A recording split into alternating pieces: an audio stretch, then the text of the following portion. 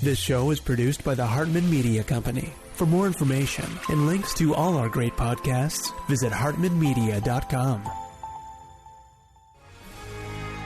Welcome to the American Monetary Association's podcast, where we explore how monetary policy impacts the real lives of real people and the action steps necessary to preserve wealth and enhance one's lifestyle. Hey there, Jason. How are you doing? Good, Matt. How are you? Doing fine. You know, I was listening to a podcast the other day, driving through the canyon over here in Vegas, and the Rebel Capitalist Show. And surprise, surprise, you were the guest, and you were talking about one of my two favorite subjects of the day right now are debt and inflation, and how to use those two things to build your wealth for the future. And you were a genius as always during that show, and I always pick something up when I'm listening to you. But you closed out that episode, that interview, with a prediction that you're making to once we get out of this madness that we're in of a housing market and the economy. And I just wanted to invite you onto the show, and I found it really compelling, so I wanted to help you memorialize it. And we'll see when it comes to fruition, you can go and tell everybody that you told them so. and if it doesn't come true, this will be thrown back in my face. We'll just hit the delete button and everything will be fine. That's right. That's right. Well, thanks, Matt. I have a big prediction. You know, a lot of people are talking about the everything bubble and, you know, predicting a crash and all this kind of stuff. And look, this stuff is complicated, like everything in life. You know, there are many nuances to it, and I'm not talking about nuances to the whether or not, you know, what might go right or wrong in the prediction. I'm talking about the prediction itself is nuanced, right? Mm-hmm. And you know, we could have a slowdown. We've got forbearance issues. We've got eviction moratoriums. We've got very low interest rates, which very likely, which have to ultimately become higher interest rates. And housing prices are high. But I do want to say, on a monthly payment basis, as we talked about before, Matt, housing prices aren't really as high as people think. They're actually lower than they've been at some points in history on a principal and interest per month basis. Right. And looking at the price of the house is not the right thing to look at because most people don't pay cash, they finance. And so the cost of that house is actually lower in many cases. But that's not what we're talking about today. So my prediction, should I give it at the beginning or the end? Because I got a couple charts to share with you. I don't know. Just tell the story. Okay. Your world. So look, we have had tens of millions of people who are either refinancing their houses or buying new houses. And either way, they're getting the lowest mortgage rates in the history of the world. Mm-hmm. I kid you not. I mean, now granted, I'm not talking about little blips up and down recently. They're slightly higher than they were, 2 months ago, I believe right now. But overall, we have some of the lowest interest rates in 5,000 years. Yes, there are people who have kept records back to Egyptian times of what the interest rates are, right? So rates are insanely low. And I believe rather than the usual talk we hear where people say, well, when rates go up, we're going to have a housing crash. Okay, I see what they're saying, and everybody understands that concept because, it will definitely cool the market down if rates go up. But what they are not talking about that's critically important is the supply side of that equation and the motivation for all those tens of millions of people I just mentioned to keep their houses because they have an asset. And when I say asset, I don't mean the house. I mean the mortgage being an asset of unduplicatable, ultra low interest rates. Yeah. And if you ask me, Matt, they are going to fight tooth and nail. They are going to fight really hard to keep that mortgage asset. And that is going to constrict housing supply quite dramatically. Right. We already have a huge housing shortage, but I think it could get worse. Sure. So what you're saying is people won't want to move because that are locked in at, say, a 3%, and now the market has a 5% or a 7%, however far down the road we get. Yeah. And many people, by the way, and it might be a 2.25%, by the way. Right. Okay. And many people, they equate those numbers wrongly. And of course, you know this, but maybe someone in the audience isn't thinking about this, right? They say, okay, well, if someone's got a 2.5% interest rate, and then the rate at the time is 5%, which would still be a historically low rate, right? For a 30-year fixed rate mortgage. If the rate at the time is 5%, that's not 2.5% higher. It's 100% higher. It's double. Okay. Now, a rule of thumb, okay, that's a good rule of thumb, is every 1% in interest rate equals about 10% in purchase price in either direction. Mm-hmm. So if the rates go up by 1%, then the price of the house would have to come down by about 10% to get the same monthly payment. Okay. But this is a different kind of circumstance. See, last time around, when we had the Great Recession, we had a whole host of different circumstances that are just not the same today. Okay, we had a housing oversupply. We had a different kind of financial crisis. We had tens of millions of poorly underwritten mortgage loans. None of these things are the case today. And we had interest rates that were not super low. Okay, now these rates today are incredibly low. So people, I think, will be very much incentivized to hang on to the properties they've got and either, one, improve them to stay in them. So they might add a room, they might repaint, they might redo the yard, they'll do something to make the house nicer. And, they might install closet organizers, they might do a bunch of things, right? They might be big or small improvements. They might add a pool and spend, 30, 50 grand. I don't know what they'll do, but I think they're going to be incentivized to keep the house, or they might turn it into a rental property rather than selling it. Okay. So it's going to be impossible to duplicate that low mortgage because you cannot move the mortgage when you change houses. The mortgage is immovable.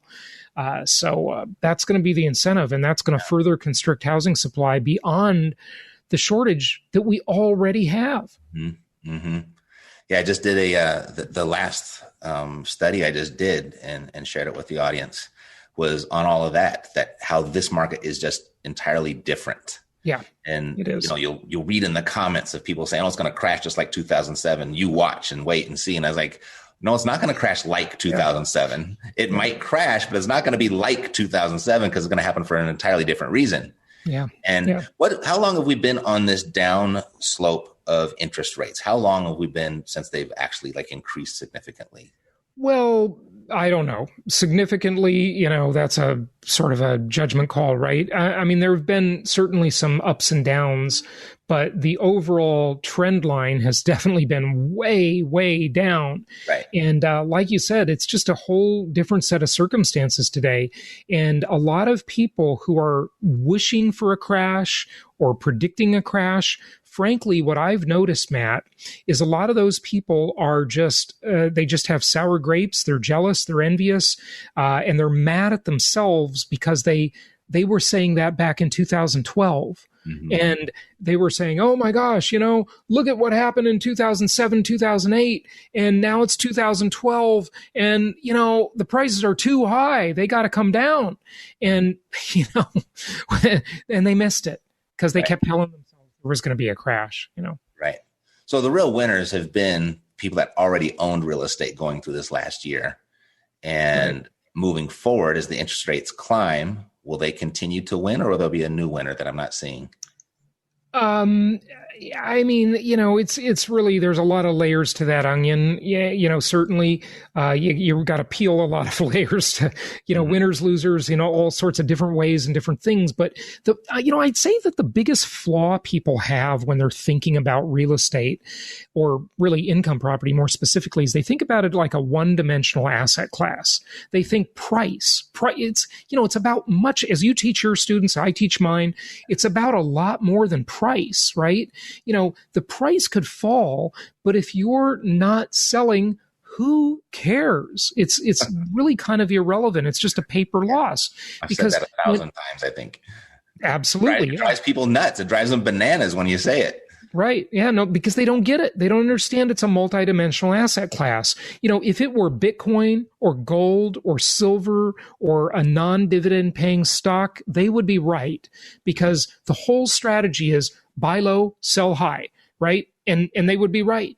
But with income property, there are so many different ways we earn our return on investment. We earn it through price appreciation, certainly, tax benefits, income, as the name implies, income property, right? And what you see is when prices fall and interest rates rise and housing affordability falls, people that are would-be home buyers that might buy their first home, or maybe they rented for a while for whatever reason and they were ready to buy another home, they're priced out of the market because housing affordability has declined. And so they have to rent. And that puts upward pressure on rental prices.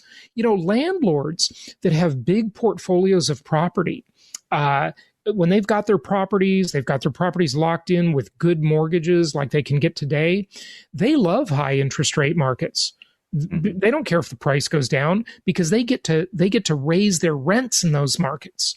So, once you've got your properties and you've built a nice portfolio for yourself, high interest rates are a welcome change. When interest rates are low, everybody's looking to move out and buy a house.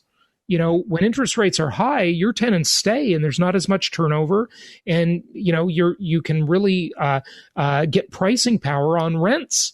But when you got super low rates, the tenants are fleeing. They're trying to buy a house. Right. Why rent when you can own is the philosophy. As the saying goes, yeah. Yep. Well, cool. Yep. Well, we've got it locked in now, Jason. I appreciate you sharing this with us. Okay. And it's something that I didn't really think about. I mean, we know that there's a lot of pressure on the supply. We know that since November, builder confidence is ticking down a little bit. They're a little nervous about the building costs and the supplies as well. Yeah. There's a shortage on flat steel of what I've just heard. There's a shortage on everything. Yep. Matt, I got a couple of charts just quickly I can share on some of that stuff. Please. You want me to? Okay. Yep. Yeah. So number of homes for sale nationally has plummeted. Okay. And you can see how low the inventory is here on this chart. And this is from Altos Research. This one from Redfin shows that the sale to list price ratio is above 100%. What does that mean then? It means that houses are selling above list price. Got it. Right. Okay. So, and if you see what they did last year, they were bumping right up against that. They were at 99.5% on November 28th. And the year before, much lower. In 2019, the year of the pandemic, the year that everybody was saying the sky was falling and the housing crash was here, the complete opposite happened. Okay. Yeah. And now, as of March 7th, they're selling above list price. And this is on a national basis. And if you look at, all of these big metro areas that are on the screen, Atlanta, Austin, Chicago, New York, Washington, you see these inventory declines. Okay. The number of available homes has fallen steeply in all these metros. And the one that's maybe most surprising here is New York. And New York is a disaster. Right. But even this is the concept of the rising tide is even floating bad ships. Okay. And I would not touch New York right now. Okay. But even New York is being buoyed by this incredible climate we have. And then, as you mentioned, you were talking about steel prices, but look at lumber. Lumber is absolutely insane what's happened to lumber prices. We have a client who's been purchasing a bunch of properties through our network. His name is Bruce, and he sends us. He's in the lumber business. He sells lumber to home builders. That's what he does for a living. It's a family business. His father did the same thing. He sends us the newsletters, and with all these amazing statistics, you were talking about steel prices. Buying a new home, expect to pay $24,000 more. Okay. As worsening lumber shortage pushes wood prices up by 180%. Yeah. I mean, this is absolutely incredible what's going on. And when you look at a house, you need to understand what you're really paying for to a large extent is the ingredients of the house, the lumber, the steel, the copper wire, the glass, the petroleum products, the labor, those ingredients, right? And of course, the land and so forth. Okay. Median home prices in the U.S., here we've got the gray areas are recessions, dot-com bubble, Great Recession, and the COVID recession, right? Didn't last too long. House prices are way up at the end of that chart. As you know, and we talked about it on a prior episode I did with you, I talk about inflation-induced debt destruction. And I think this is a super important thing to take advantage of because there's a lot of inflationary pressure in the system right now. People can benefit from it. You were talking about interest rates. Look at this chart, how low these rates have become. Back in 2004, I was talking about the rent to value ratios, and these rent to value ratios don't even really apply anymore the same way they used to because interest rates are so low. When I talked about an ideal rent to value ratio of being 1% or as low as 0.7%, that was acceptable. It wasn't great, but you could do it and it would work. That was when interest rates were around 7% for investors. Now they're half that. Okay. So the rules are changing all around us. You look at the stimulus package, almost $2 trillion with a T dollars, and you look at the debt level of the country and the deficit. This all just means there's a lot of inflationary pressure in the system, Matt. So, I hope some of that stuff is helpful to your viewers and listeners too. Absolutely. I appreciate it. No, it was great. Love to do this again on the whole inflation and debt. I just love that conversation. Yeah, me too. It's one of my favorite topics. Yes, I just love it. And I'm just like, okay, more debt. Responsibly, of course, for everyone in the comments, because debt's irresponsible. How dare you suggest people take out debt? I'm so tired of those comments. Oh, look, let me just, every time I do a video on my YouTube channel or someone else's, Matt, there are just people that come along like a drive-by shooting. They don't understand what they're talking about. They have like this knee-jerk reaction to things and they don't get it. Okay, look it. I jokingly say debt is my favorite four-letter word, but I don't mean consumer debt. I don't mean stupid debt. I mean high-quality, 3-decade-long fixed-rate debt attached to good quality properties at the lowest interest rates in 5,000 years, approximately. Okay, I know rates were a little lower a couple months ago. Okay, I get it, but close enough. All right, and this is good debt. This is quality debt. You should stock up on it. It's what the rich follow what the rich do and what the governments do and what central banks do. This is the same business plan that billionaires use, that central bankers use, that governments use.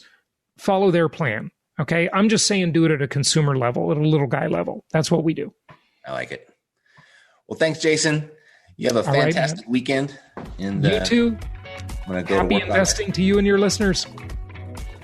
Thank you so much for listening. Please be sure to subscribe so that you don't miss any episodes. Be sure to check out the show's specific website and our general website, hartmanmedia.com, for appropriate disclaimers and terms of service.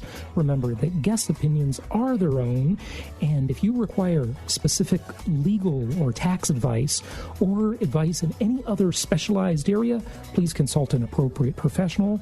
And we also very much appreciate you reviewing the show.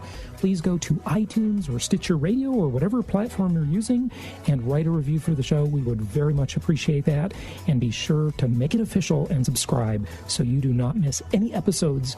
We look forward to seeing you on the next episode.